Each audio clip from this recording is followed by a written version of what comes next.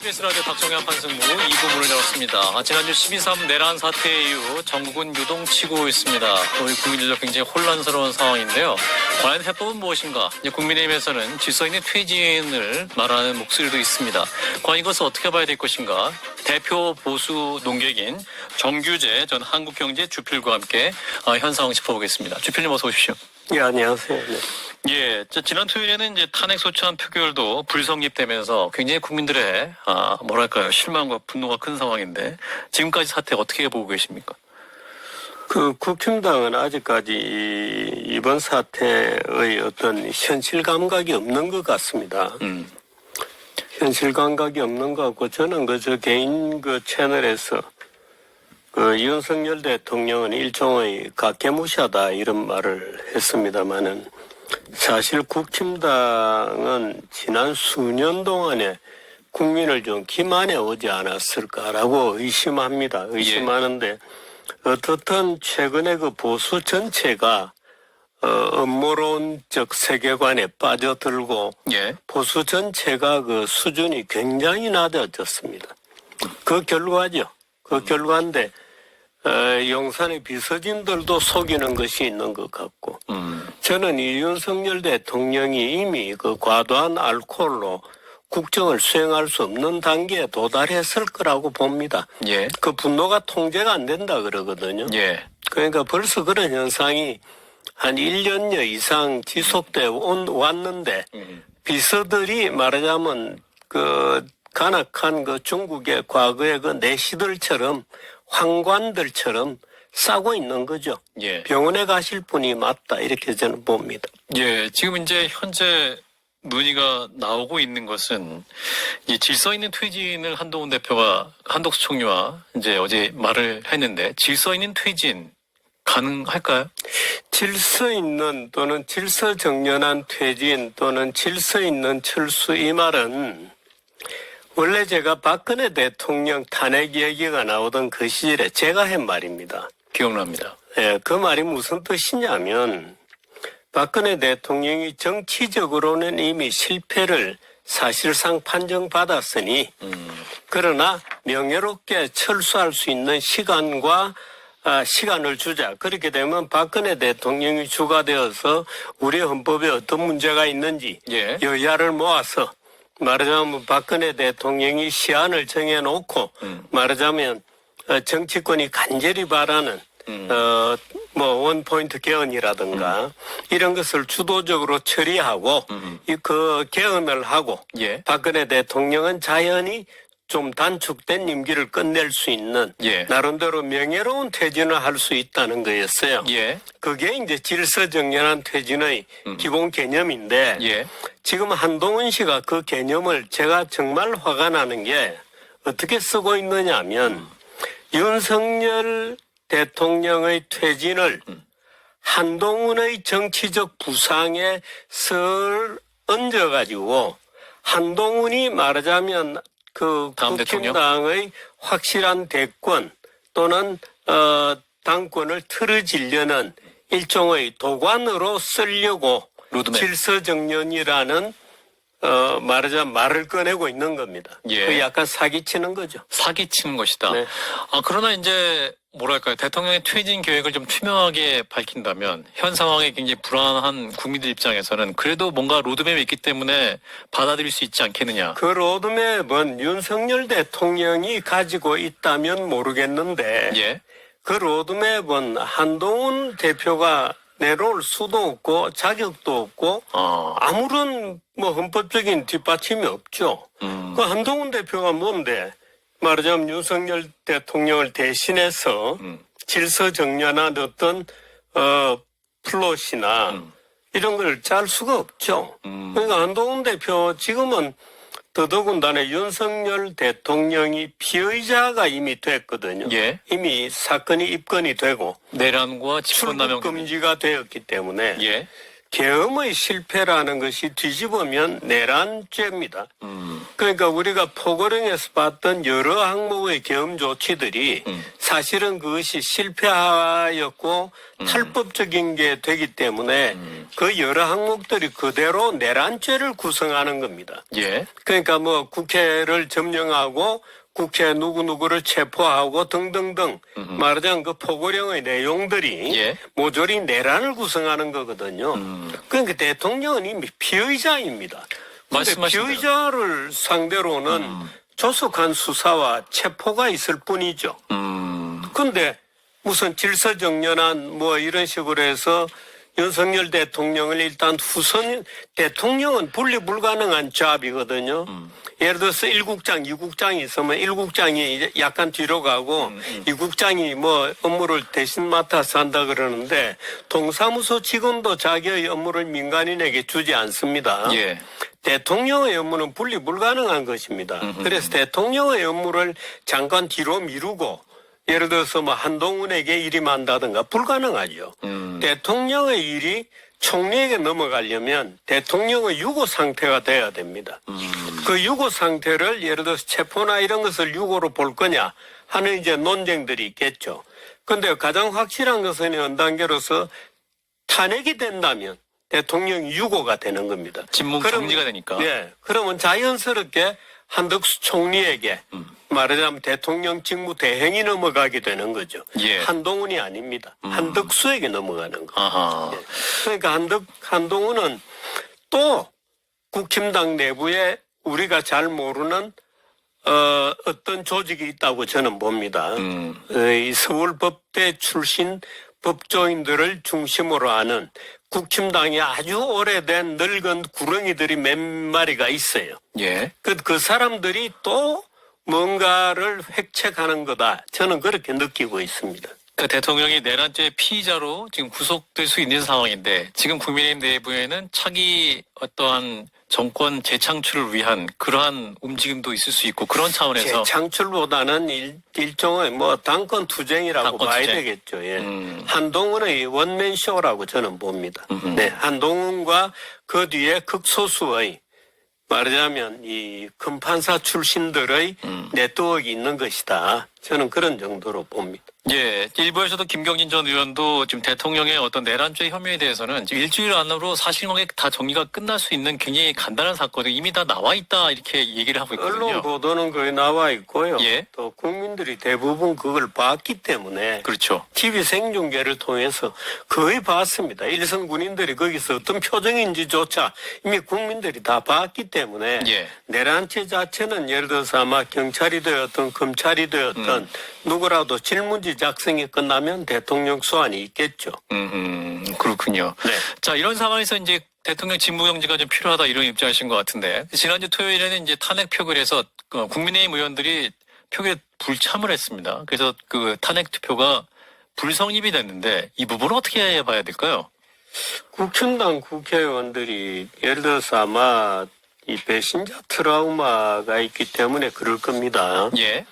배신자 트라우마가 있기 때문에 그럴 것 같은데 박근혜 대통령 당시의 그 배신자 프레임이라는 것하고 이번의 상황은 완전히 다릅니다.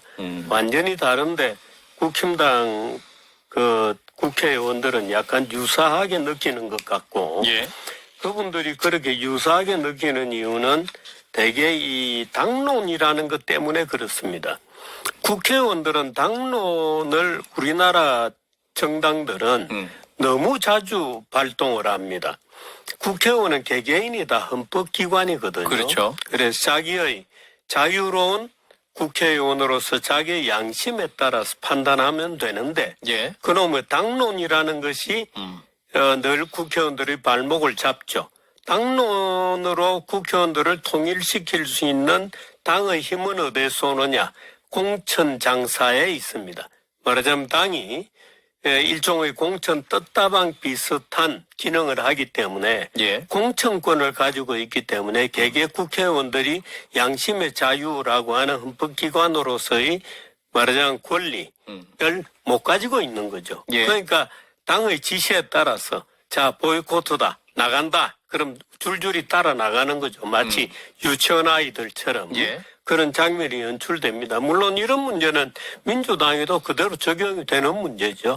네, 늘 거기도 당론 투표를 하죠. 그 당론이 얼마나 무섭길래. 그 김상욱 의원 같은 경우는 탄핵 반대 투표를 하러 나오면서도 지금 울면서 투표했잖아요. 네.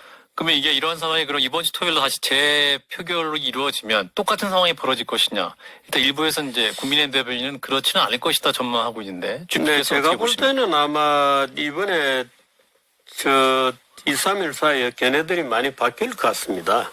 국민의힘이? 많이 바뀌고 또 현실을 좀 직시할 것 같습니다. 대통령이 이미 출국 정지가 되고 그렇죠. 사실상 소환 조사의 전 단계에 있기 때문에 대통령에 대한 질문지가 완성이 되면 지금 더군다나 검찰, 경찰, 공수처가 대통령이라고 하는 대열을 낚으려는 마치 낚시꾼들처럼 일종의 경쟁 상태에 들어 있어요. 그렇기 때문에 누가 먼저 대통령의 신병을 확보하느냐 하는 것이 일종의 경쟁 상태에 있기 때문에 예. 뭐 국힘당 의원들이 불가피하게라도 탄핵의 도장을 찍게 될 겁니다. 네. 그런가요? 근데 그럼에도 불구하고 이 와중에 추경호 원내대표가 사의를 표명하자 재신임 문제를 놓고도 또 친윤계와 친한계가 다시 충돌을 하고 있는 모양새인데 그 계엄 선포 당시 추경호 원내대표 행보를 어떻게 보셨습니까? 이게 당사로 모이라고 했다. 그리고 이제 어떤 국회로 의원들이 들어가는 것을 사실상 막았던 것이 아니냐 뭐 이런 정황들이 드러나면서 비판을 많이 받고 있지 않습니까? 사실 그건 부끄러운 얘기죠. 국회 원내대표로서는 말할 수 없는 부끄러운 얘기고. 예. 근데 아마 그 추경호 원내대표로서는 자기 스스로가 전화를 해서 국회의원들을 당사로 모이라고 해놓고 자기는 정의치가 말하자면 국회였거든요. 맞습니다. 그래서 그 책임을 면할 방법이 없을 겁니다. 만일에 친윤 또는 친추경호 그룹에서 그런 것들이 아무 문제로 그런 상황을 문제로 못 느낀다면 국힘당은 더 이상 정당으로서 존속할 아무런 이유가 없는 거죠. 예, 정당으로서 저는 사실은 국힘당은 지금 치명적인 내부의 문제를 안고 있다고 봅니다. 그 이제 수사 결과로 밝혀질지 모릅니다. 질지 어떨지 모르겠습니다만은 윤석열 대통령이 후보로서 당에 입당을 해서 말하자면 출마를 하고 그 이후에 선거를 해나가는 과정에서 말하자면 명태균이 어느 정도 관여했는지 이제 밝혀져야 됩니다만은 예. 어떻든 여론을 통한 일종의 그 지지율 조작이라든가 예. 이런 것이 있었고 그게 하나죠. 그 다음에 그 핵심적인 지역에 있는 중견 또는 소위 지역의 중간 보스들이 말하자면 자기의 당원들을 총동원해서 당원들을 억누른 상태에서 말하자면 몇 번을 찍어라라고 강압 투표를 했을 가능성이 있죠. 예. 그게 두 번째. 세 번째는 유명한 정치 브로커가 있습니다마는 그런 브로커들이 총동원되어서 종교단체 표를 말하자면 불법적인 당원으로 모집을 해서 뭐 말하자면 고무도장들이죠. 그 고무도장을 통해서 말하자면 투표 결과를 조작했을 가능성이 굉장히 크죠. 아하. 뭐 그 숫자가 10만 명이 된다 안 된다고 논란이 많거든요. 예. 그래서 윤석열 대통령의 그 국힘당 말하자면 대선 후보로 확정되는 과정 자체가 굉장히 특이한 형태의 어떤 조작이 있었을 가능성이 굉장히 크고 그렇게 되면 국힘당은 그야말로 공중분해가 될 수밖에 없는 치명적 질병부위를 노출시키게 되죠. 네, 그 부분 때문에 이번에 이제 비상계엄을 선포한 다음에 네. 3분 만에 갔던 곳이 계엄군이 갔던 곳이 선관위 정보관리국입니다. 네. 그래서 이제 지금까지 나온 얘기는 어떤 부정선거 논란 때문에 갔다라는 얘기 있습니다만 아까 말씀하신 거 어떤 선거 조작 문제 그 문제에 대한 의구심 때문에 또 계엄군이 갔던 것이 아니야 이런 문제 제기도 있는데. 뭐 여러 가지가 있습니다. 그런데 저는 이 지금 현재 용산을 비롯한 뭐 대통령을 비롯한 용산에 적지 않은 인물들이 소위 이 음모론적 세계관에 굉장히 깊이 찌들어 있다고 봅니다. 예. 그거는 소위 보수 기독교단을 통해서 또 굉장히 많이 전파가 되고 있습니다만은 예. 어떻든 지금 보수 진영 전체가 예를 들어서 이런 거죠. 최근에 윤석열 대통령이 군대를 동원하는 깜짝 놀랄 만한 카드를 꺼낸 것도 예. 최근에 보수 진영 일부에서 전두환을 999 영웅처럼 만들어 올리는 작업들이 계속 진행되어 왔었어요. 그 이제 그런 것들에 고무된 어떤 선택이다 이렇게 볼 수 있죠. 놀랄만한 계엄이라는 것 자체가 사실 온 국민들이 깜짝 놀라게 되고 바로 저는 안 될 거다 실패할 거다고 봤습니다만 예. 어떻든 그런 무모한 도전을 하는 것이 최근에 보수 진영에서 진행되어 왔던 전두환 영웅 만들기 말하자면 12.12 사태를 999의 결단인 것처럼 말하자면 성격을 바꾸는 그런 거 역사 왜곡 작업이 계속 진행되어 왔던 결과다 이렇게 저는 보죠. 그래서 보수 진영 전체가 다만 윤석열 대통령의 문제뿐만 아니고 국힘당 또 국힘당을 지지하고 원호하고 있는 누구 뭐 친윤인지 친한인지는 몰라도 예. 어떻든 상당수의 말하자면 인물들의 말하자면 음모론이라든가 예. 또는 조작적 역사관이라든가 또는 수단에 대한 경시, 목표 위주의 목적 위주의 세계관 이런 것들이 굉장히 깊게 침투해 있는 거다. 그래서 보수 전체가 지금 그 위기 상황이고 새롭게 뭔가 큰 어떤 대우각성과 반성의 기회가 있어야 되겠다 하는 예. 생각을 많이 느낍니다. 예, 보수에 대해서 특히 이제 국민의힘에 대해서 사기다 이런 말씀도 아까 좀 전에 하셨고 또 어떤 의미에서 국민의힘 해체를 해야 한다 이런 주장도 많이 해오셨었는데 자 그러면 이 시점 역시 보수가 새롭게 태어날 수 있는 그러한 위기이자 기회가 될 수 있을 것 같은데 어떻게 판단하십니까? 현재는 어떻게 될까요? 지금 사실은 우리나라 민주주의 전체가 어떻게 보면 주저앉고 있는 거거든요. 예.